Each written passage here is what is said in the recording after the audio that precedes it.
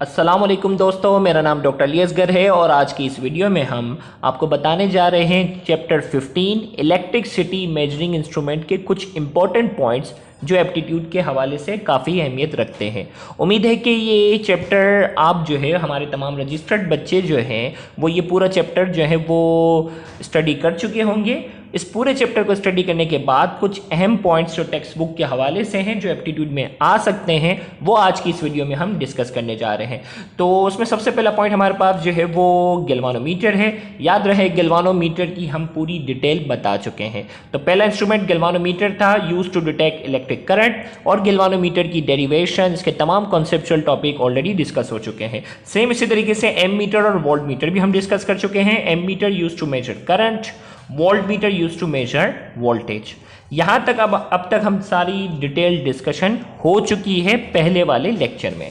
अब आते हैं पोटेंशियोमीटर के बारे में कुछ बातें पूछी जाती हैं। तो याद रखिएगा potentiometer is use to measure voltage. Potentiometer भी वोल्टेज को मेजर करने में काम आता है। और दूसरा बात याद रखिएगा, it is more accurate then volt meter. ये वोल्ट मीटर के मुकाबले में क्या है, ज्यादा एक्यूरेट है। ये भी पूछा जाता है क्योंकि वोल्ट मीटर की रेजिस्टेंस बहुत ज्यादा होती है, बहुत ज्यादा एनर्जी इसकी वजह से क्या होती है, लॉस होती है। तो पोटेंशियोमीटर जो है वो वोल्ट मीटर के मुकाबले में ज्यादा एक्यूरेट है।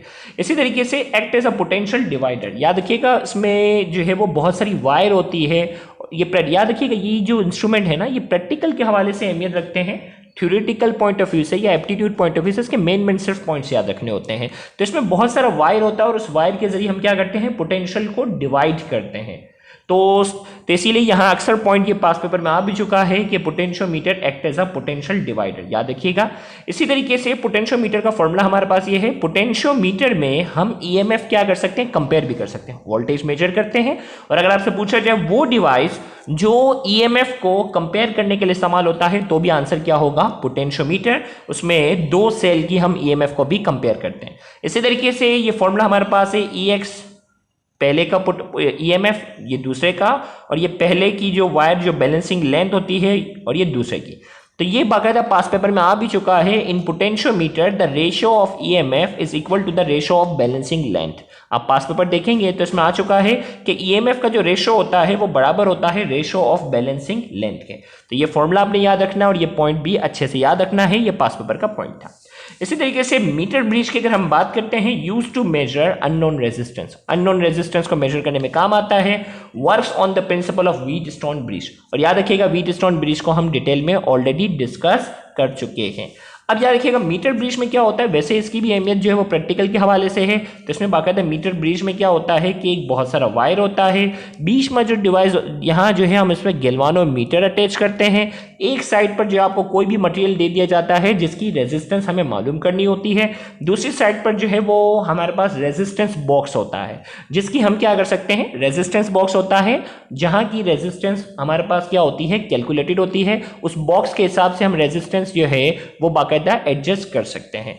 तो ये कुछ इस तरीके से होता है, व्हीटस्टोन ब्रिज के प्रिंसिपल पे काम करता है। अगर हमें एक्स मालूम करना हो, देखो ये डायग्राम मैंने इसलिए बनाई कि हो सकता है पेपर में इस टाइप की डायग्राम बनी हुई आ जाए। अगर हमें एक्स मालूम करना है, अब देखो हम यहां से जो ना जो की होती है उससे जो वो लेंथ को हम क्या कर, वायर को ही लेंथ को हम डिवाइड कर रहे होते हैं। तो अब देखो अगर हमें एक्स की वैल्यू मालूम करनी है ना, तो यहां से लेकर यहां तक की लेंथ को हम नाम देते हैं इसके नीचे एल एक्स।